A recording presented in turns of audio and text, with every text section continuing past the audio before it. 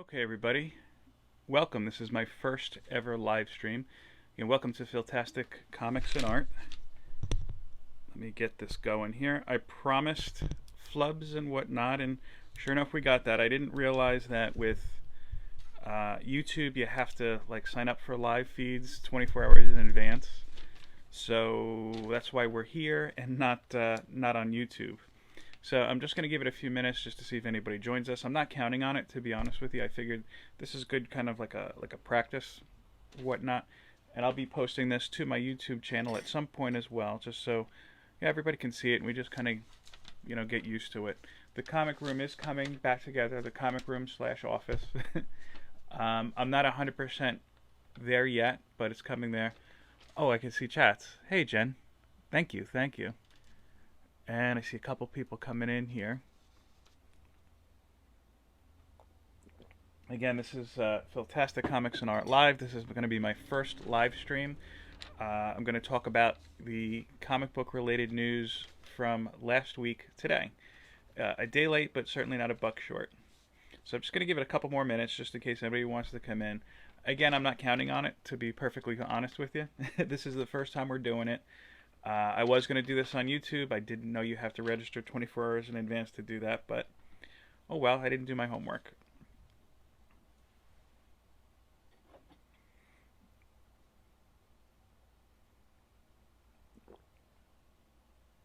The little guy is sleeping. I was very happy we got him to rest.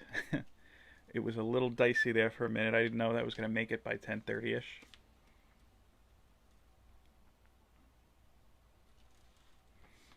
Okay. And yes, I have notes because I don't memorize this stuff.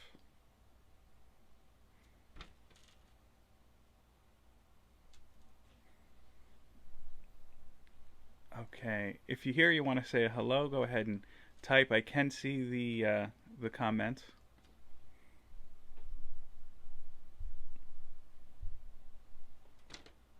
And we're here on a snowy, rainy Saturday in North Jersey.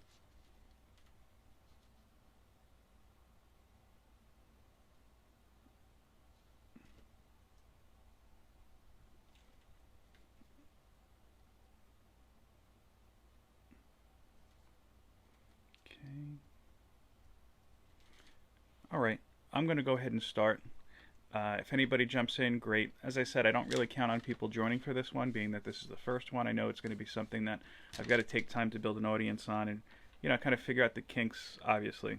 I said there'd be flubs, and of course there are flubs. So before we get into it, I'm going to tell you a little bit about the content I have coming out this week. I like doing the 2 video a week kind of schedule. I think that kind of works well for everybody. If you have any input on that, of course, let me know. I'm more than willing to listen. The first video I have coming out, I think I'm going to shoot for Tuesday. It was a video I filmed last week on our last stormy day. It's another video recorded in my car with my son. If you've seen a couple of my last videos, then you know in between doctor's appointments, we have a little bit of downtime. So I take the time to sit and record a little bit. And that is on fatherhood and comics. Becoming a father, I had a lot of people suggest or give me books and reading material to kind of get ready with and catch up on. But didn't find any nobody recommended, I should say, any comics. I did have a couple in my collection that I wanted to highlight. So that's what the first video is going to be about. The second video, let me get my light going a little bit better. Here we go. The second video, to be honest, I haven't decided. It might be a review of the art in my collection. It may be a unboxing I effed up on, but we'll find out. I would say expect that. I would think maybe by Thursday. So let's talk a little bit about the comic book news that occurred this week. First, the Batman opens, the latest Batman film starring Robert Pattinson, Zoe Kravitz, and others. Strong reviews, huge box office. I've been very good at staying away from spoilers. I still haven't seen any spoilers for Spider-Man, and we're almost there as far as on demand or streaming to home comes. I'm not running back into a movie theater anytime soon, as I've said before. Um, One thing I have been hearing, though, is Robert Pattinson's performance tends to be the weakest link in this conversation. Meaning, I'm not quite sure. I haven't read a full review, but it seems like he's the only part of the film, at least from what I've heard, that's been lacking. I don't know myself. I'm going to be reserving judgment until I do see the film. It's going to be coming to HBO Max, I believe, in early April. It is the second highest growing this weekend. Rather, it's supposed to surpass Shang-Chi as the second highest grossing film since the beginning of the pandemic. HBO Max is going to be launching a Penguin series. Yep, Colin Farrell as the Penguin, based on this film. And one thing I kind of found interesting, if you're going to be watching this later on, let me know how you feel about it. AMC, arguably one of the biggest, if not the largest, movie theater chain out there, was charging more if you were going to see Batman than if you were going to see other films. It wasn't much more. I think it ranged between $1 to $2. Apparently, this is a model that they use in Europe and that they have used in Europe for quite a long time. So basically, if you went to go see Batman opening weekend, it may have been more expensive than if you went to go see it this weekend or next weekend or whatnot. Let me know how you feel about that. Is that a practice that you feel AMC should be doing? Do you feel that's something that you don't want to support as a consumer? Let me know. I'm interested in hearing your feedback, of course. Other news. Marvel got into a little bit of hot water recently. A couple weeks ago, King Conan issue number 3 was released. Conan the Barbarian, if you're not familiar. And in the book, and I'm just checking my notes because there's no way I'm going to be able to remember this, it introduced a scantily clad sorceress by the name of Madoka, Matoaka. Okay, and a lot of people took umbrage with this. Now, why is that the case? Madoka, again, I told you I was going to butcher the name, so I'm going to butcher the name, is actually the real name for Pocahontas, the Indian princess known throughout history. I was going to confuse her with Sacagawea, but oh well. So a number of indigenous groups took this issue to Marvel. They said, "Look, you're taking you're taking the name Pocahontas' childhood name and depicting it as this sultry sorceress, scantily clad. That's wrong." And a few groups actually jumped on top of it. And Marvel has since stated that we will be reverting the name of the character to Pocahontas in the future, including any digital releases of that issue. And Jason Aaron, the writer, I should mention this. Jason Aaron, very great modern-day writer, known for runs on bigger projects like Thor. He did a good run on Wolverine. He's done more independent work as well. He actually did the Image series Scalped, about a undercover FBI agent on an Indian reservation, a Native American reservation. So he's kind of familiar with this indigenous kind of background. He apologized. He said he really didn't look, kind of too deep into the name himself, and he actually donated all the proceeds to help causes tied to indigenous women. So, I mean, good on him, I guess, for donating it. I personally think when it comes to controversy like this, if you don't pay any attention to it, if you don't address it, especially like how Marvel did, nothing's going to happen. But look, they did what they did. At the end of the day, I gave a little bit of attention to this King Conan comic. I don't know that anybody was reading it before, but oh well. I could tell you, if you go on eBay now, that issue that came out a couple weeks ago for $3.99 is now going upwards of $20 or so.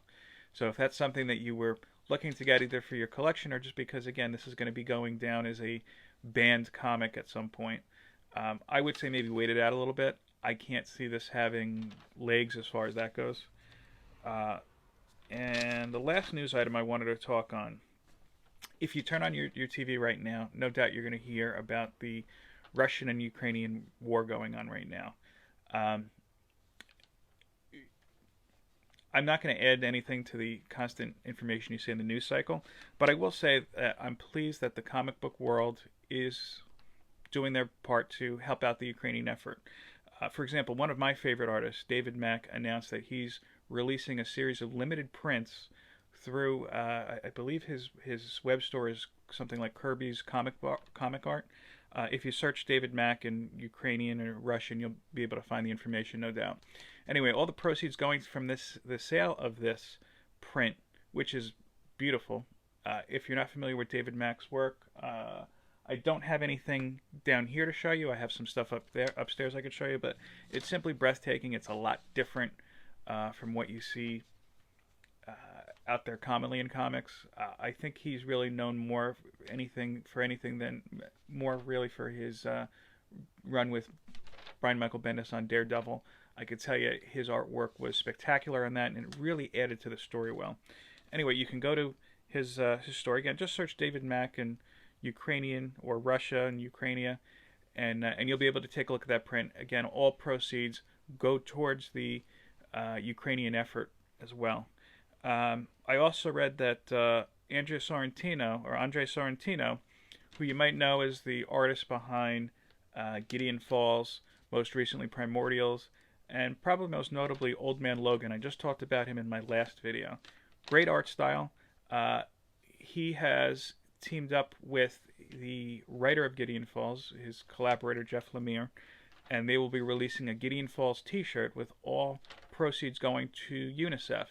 So again, if you're interested in that, just search Andre Sorrentino, Gideon Falls, Ukraine, Russia, UNICEF, and I'm sure you'd be able to find the information.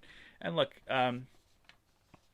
everybody can help out in some way. I'm sure that we'll be hearing more about artists and writers throughout the comic book community supporting this cause.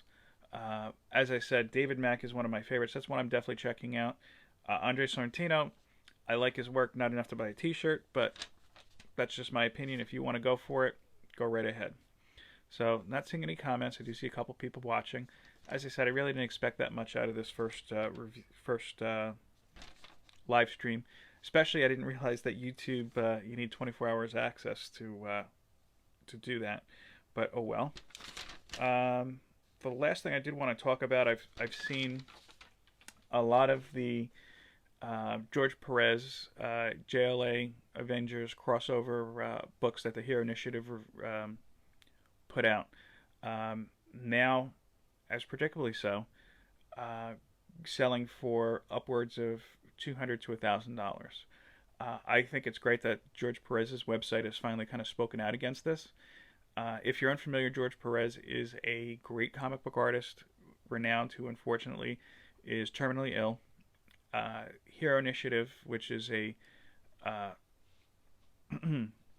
charitable organization for comic book creators and writers and whatnot, had struck a deal with Marvel and DC where they were going to reprint his classic JLA Avengers crossover series from about 20 years ago and sell it, reoffer it, and all the proceeds would go back to the Hero Initiative.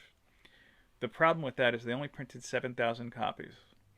7,000 might seem like a lot to you, but if you're unfamiliar, I should say, with the comic book world, 7,000 may seem a lot to you. However, if you consider there's upwards of 30,000 or so stores just in the United States, it really isn't much at all. So some stores got none, some got one or two. Midtown Comics is already trying to sell them online for $200 and above, which, if the money's going back to the cause, great. If not, shame on you. From what I've read, it's not so much of an issue with the Hero Initiative. The issue itself is with Diamond, the comic book distributor. So if you can snag your hands on it, and it is going to charity, I'd say that's a great purchase. If not, I wouldn't, certainly wouldn't buy anything from eBay or anything like that. That is just driving up the price of this book. Again, this is a book that was supposed to just go for $70. So unfortunately, people are using this to make money. You will always have bad actors in any kind of cause, and this is no exception. So before I wrap up, I do want to show you just some books I popped out of my collection As you may or may not know, I've been in the process of organizing my collection for quite a while now, and I just pulled out some interesting books that some of these I didn't really realize that I had that I wanted to show off. And the collecting app that I use, which is CLZ, identified this as identified these comics, or some of these comics, as key comics.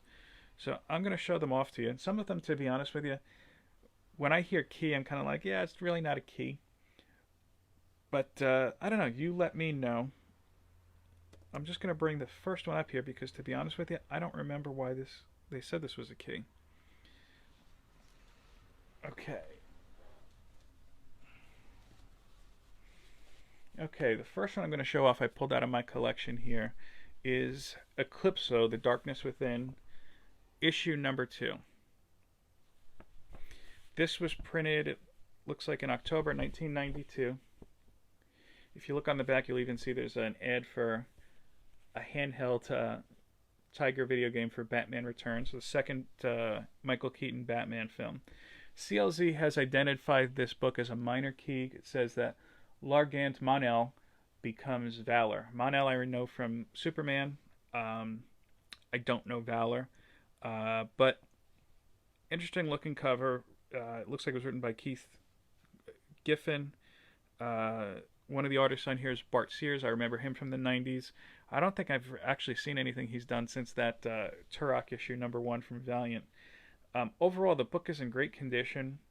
White pages. Some classic 90s splash pages and spreads. Oh, look, there's even a ad for early Guy Gardner. And Guy Gardner, of course, you'll be seeing shortly, or soon, I guess we should say, in the HBO Max Green Lantern series that is in production. They actually just had some news about that this week that, yeah, it's coming. Okay. The next one wasn't identified as a key book in the CLZ app, but I thought this was really interesting. This is a book I was not familiar with.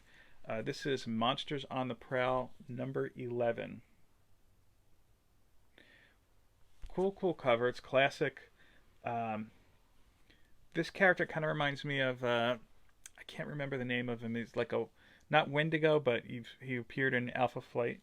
But book itself is, it's not the best grade, but like I said, it's interesting. 15 cents. So I'm not even sure when this book was printed.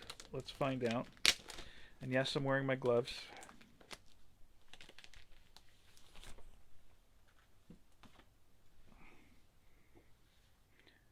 Very light spine ticks, which is surprising for a dark cover like this. Actually, the pages themselves I thought were maybe yellow, but it's actually off-white. Off-white to white.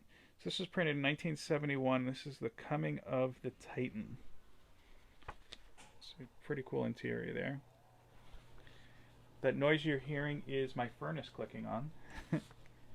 I typically, when I'm recording just my regular content, my regular videos, I typically stop and, when the furnace kicks on, but we're live. There is no stopping. As I promised, there's going to be a lot of flubs and whatnot, and here's another one.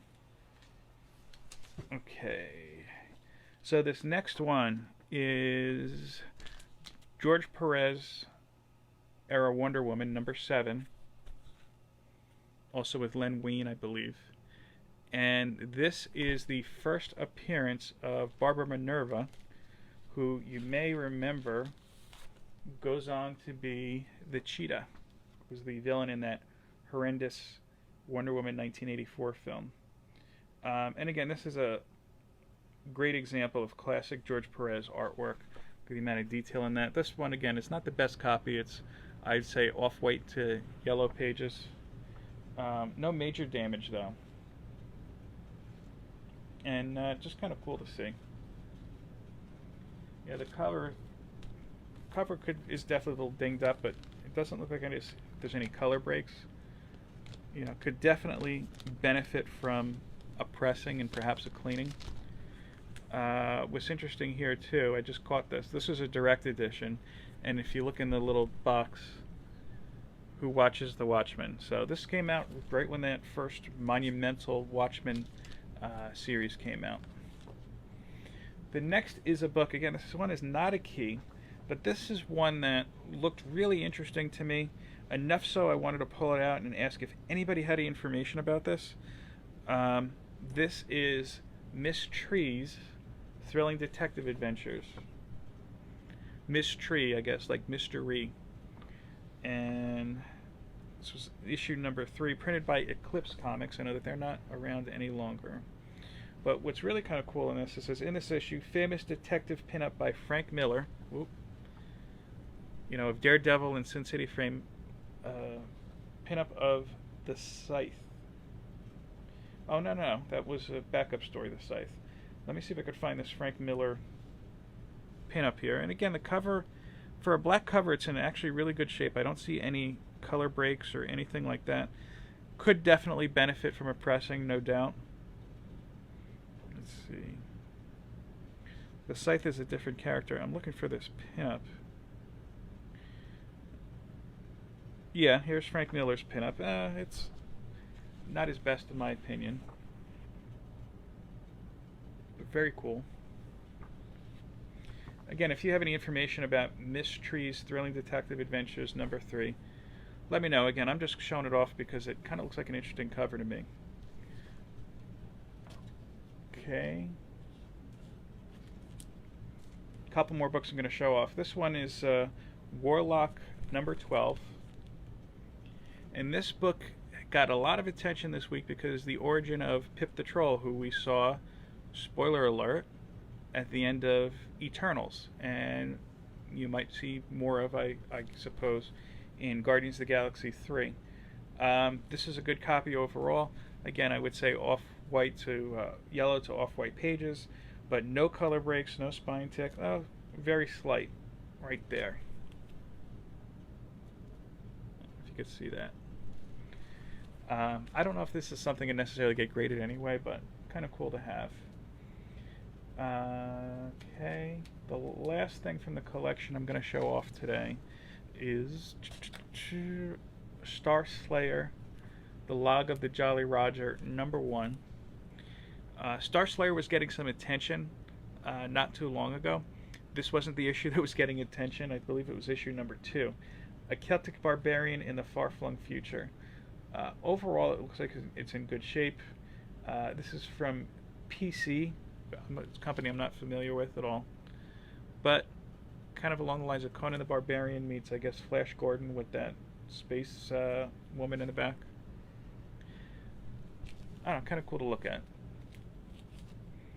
Okay, so the next thing I'm going to show you is just the books that I read this week. If you missed my latest video, I should say, I went through the haul that I picked up from my local comic book store, Fat Moose Comics in Whippany. Closed today due to the weather, but come April 1st, they'll be celebrating 40 years. Huge achievement. And on April 2nd, Saturday, April 2nd, they're actually going to be having a big party. So if you're in the area, come on down and hang out. I'm going to be there. And I know a few people will be there, including the original owner of Fat Moose, Elon, the current owner, Sean, and I believe Anthony Desiato, the filmmaker behind the award-winning documentary My Comic Shop Country, will be there as well. So I kind of showed off and Fat Moose, I should also add, is the oldest comic book store in New Jersey. So I'm going to show off what I read from that haul, at least, and everything I read was from that haul. So the first thing I read was X-Men, the current volume, issues 5 through 8. I'll just show off some of the covers here. I'm just going to give you my overall impressions. I've talked about, and spoilers if you haven't read these books yet, but I've talked about the Captain Krakoa Nothing Burger, in my opinion, reveal. Yeah, Captain Krakoa is Cyclops, and he's kind of the equivalent of Captain America for Krakoa. He's kind of being used as a political tool in that sense. Overall, I'm going to stick by what I said last time when I was talking about this series. It feels like a step back from the House of X, House of 10 and Powers of 10 series that they've been working on recently. What I mean by that is it doesn't feel like it moves forward the Krakoa narrative.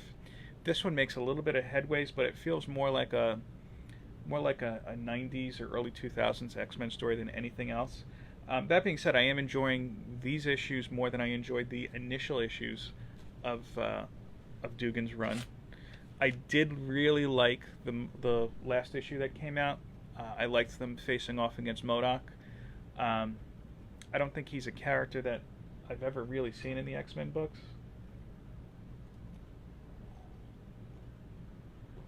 But he was really well done and really enjoyable. I look forward to the next issue of that and seeing how that is. The next one, New Mutants number 24. I've said this before. New Mutants is my favorite of the X-Men titles. Vita Ayala is doing a great job with the writing. That being said, this book is a catfish.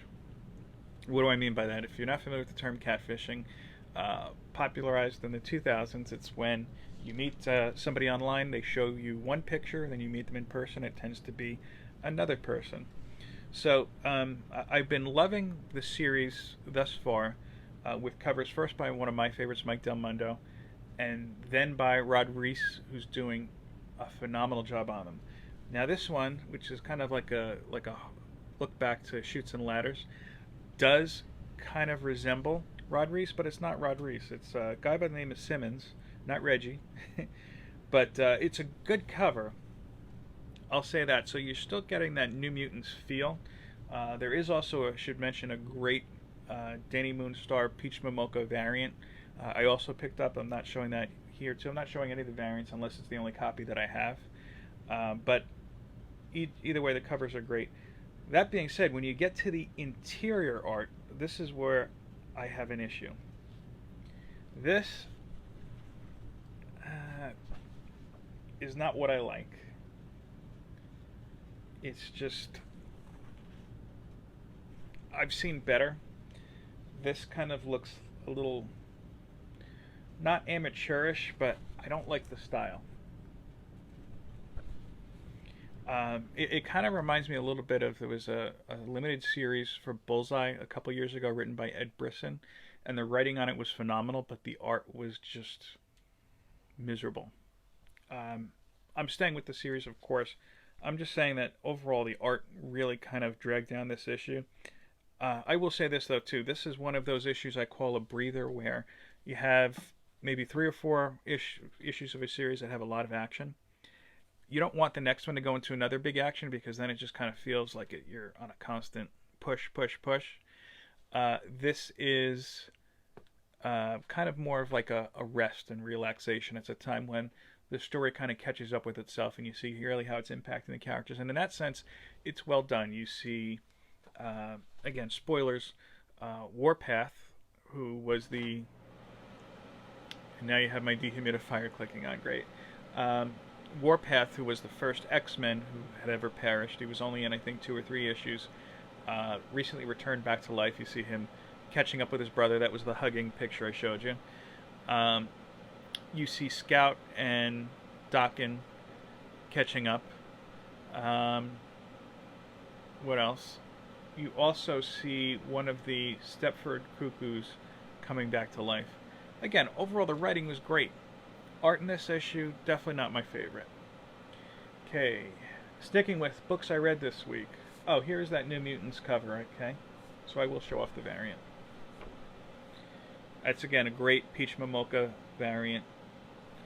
I like her work, but, you know, it's kind of coming to, like other artists that Marvel uses for covers. You know, it's hit and miss. You know, sometimes they push them too much. I like, again, a lot of her stuff, and I'll look for a lot of her stuff. I won't necessarily buy all of the stuff, though, of course. The next one, I was excited to read this one. This is Sabretooth number 1. I had never read anything by this writer before. I think his name is Victor Laval. Just double checking the name. Yeah, Victor Laval. But I was pleasantly surprised. If you don't know, Sabretooth was the first and for up until recently the only mutant who the X-Men had kind of sent to what they call as the pit in Krakoa, which is someone they believe means that they believe he could not be redeemed for anything, and that having him running around Krakoa would be more of a detriment than anything else. So they sent him into this pit where basically Krakoa, this living island, absorbs him into the island, and basically he's kind of created a version of hell for himself down there. First issue is solid. Looking forward to reading the others. Okay. Next was there was a duplicate there. Marauders Annual #1. I really loved Marauders in the X-Men relaunches, in the X-Men series rather. I was one of those books I was kind of shocked to see it end because it was doing so well. They are bringing on a new writing team and art team for the second volume, and this is going to be helmed by Steve Orlando, who I knew from. I thought it was Green Lantern, but it turns out it was more Justice League stuff. It's not one of my favorite writers, and this kind of drags a little bit, to be square with you, but it does tie in very nicely and brings in some of the newer characters. I just miss some of the older characters are in the book. Like, I thought there was a great dynamic to have Iceman and Pyro on the same team. I don't think that they're going to be continuing on to this book. It does look like they found a place for Bishop to be, which is great because I feel like he's one of those characters they don't know really what to do with. And it's kind of interesting that they brought Brimstone Love, that's the guy with the horns here, into the X-Men universe, but I wanted more. I was a little kind of let down that they didn't go more into it, like how did somebody from X-Men 2099 wind up in the present day 616 universe. I'm sticking with it, but I'm watching it. The next book I read is the last of the Marvel and X-Men books I read, but this is so far my favorite cover of this year. I know we're only like 2 months in. Inferno #4. I have the Jeff Deacle variant. Inferno was not a great limited series for me. I know it's the last of the Hickman series, but I do have to say it did kind of wrap up in a really, really well done fashion. It does make me a little bit more excited for the second kind of phase of the House of 10, Powers of 10 X-Men, the Krakoan X-Men, I guess you could say. Immortal X-Men in particular, that upcoming book which focuses on the Quiet Council, that really got me excited for it. So I'm interested in seeing where that goes. Okay, I'm on to my Image books. And I have here Homesick Pilots #11 and #12. Did I show this in the right order? Yes, I did. How about that? Homesick Pilots, if you saw my last video, you saw was a book that was kind of on my radar as maybe one I might want to take out of my pulls. It started as one book, and it's taking it in a drastically different direction. That's okay. It's just not something I typically read. You started out having I think it starts in the 90s. You have a group of kids in like these punk bands who get lured into this haunted house that actually kills a bunch of these kids.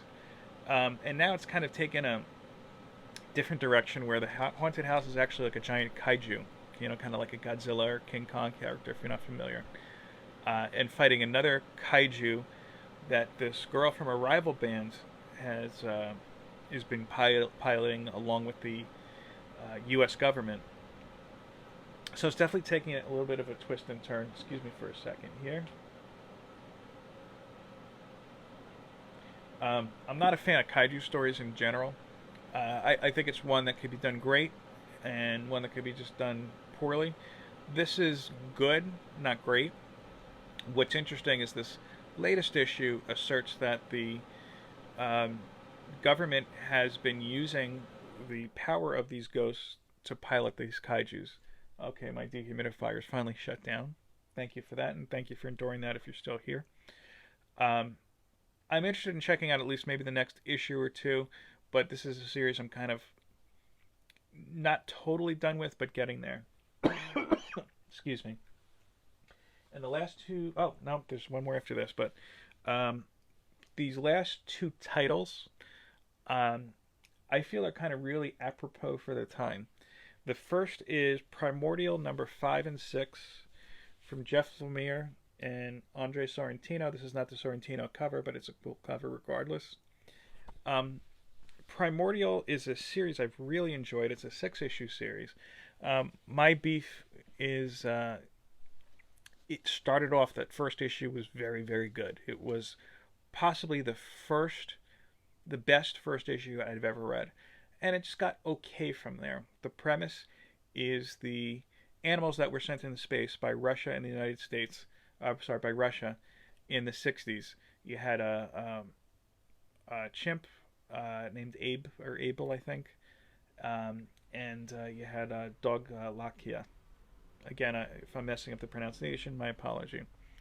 Um, those animals, of course, are thought to be long dead. Well, this story asserts that these animals somehow ascended, or somehow doesn't really quite answer it, I guess you could say. Did they meet aliens? Did they meet some other weird kind of source or something like that? Anyway, it's kind of cool on that retrospect, because then on that aspect, because you do go back to Earth and you see the Russian government, the KGB, and the United States involved in this big kind of conspiracy theory with it. So these are the last 2 issues. This kind of catches up actually with these with the animal characters. You have Abel, Lakia, and then another spider monkey returning to Earth, and they're somehow now intelligent enough where they can talk to one another. And it's now, they left again somewhere in the 60s. They're coming back into Earth in 2024. And one thing that kind of struck me, I think this is just in the last issue. Let me just see. No, I'm sorry. It started in the second to last issue, issue number 5. The very first thing you see here is the Swedish flag with the Soviet hammer and sickle. So it tells you without telling you that Russia has taken over much of Europe, and it's embroiled in this war with the United States, and Russia has taken over different territories and whatnot. I thought that kind of vibed with the times that we're seeing Russia invading the Ukraine and whatnot. It doesn't go too deep into it, and to be honest with you, it kind of ends abruptly, which, to be honest with you, I felt the same thing with Lemire and Sorrentino's prior work, Gideon Falls. I loved the story. It just kind of ended like nothing. And this kind of is along the same pattern as well. I would have liked more of a perspective from, I think, the human end of it, to see exactly what's been going on in Earth. And really, it kind of leaves a lot of mystery as far as what's going on with the animals.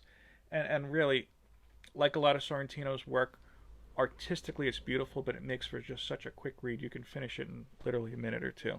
That was Primordial, and that series is over now. The last book I read this week, again, very apropos for the time, Undiscovered Country, number 18. Undiscovered Country, if you are not familiar, started at the beginning of the pandemic. It wasn't planned like that, of course, in a alternate United States, where after China calls in their debts, the United States shuts down its border from the rest of the world, and we're kind of enclosed in this big dome. Lose all communication. It's like a total blackout. And what was kind of interesting is that if you've read the first couple of issues and recap pages from Undiscovered Country, you see both the writers, Scott Snyder and Charles Soule, were like, look, we're just kind of surprised like this too. And it does vibe really with what was going on at the start of the pandemic. This issue also kind of vibes, I feel at least, what's going on now in terms of media coverage, and a little bit with the Russian and Ukraine situation as well. Overall, I like this book a lot.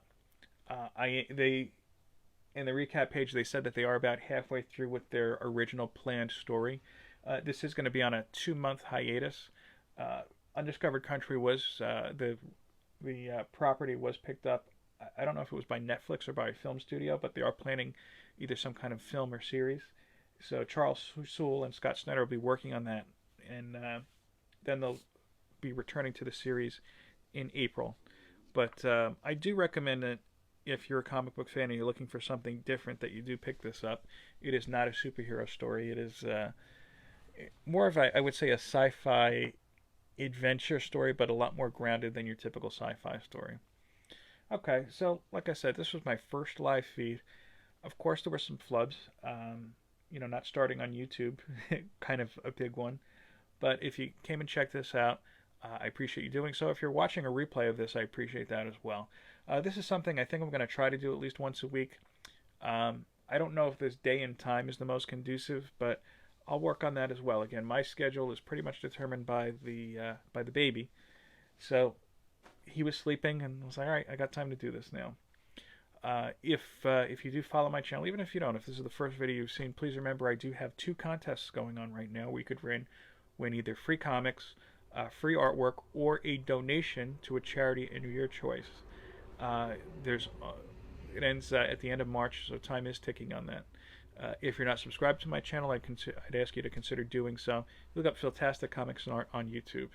Thank you again for watching this. I do appreciate you checking out my live feed today and giving me just a little bit of your time while I went through my stuff here. I hope that you enjoy the rest of your day and the rest of your weekend. Peace, love, and comics. Take care.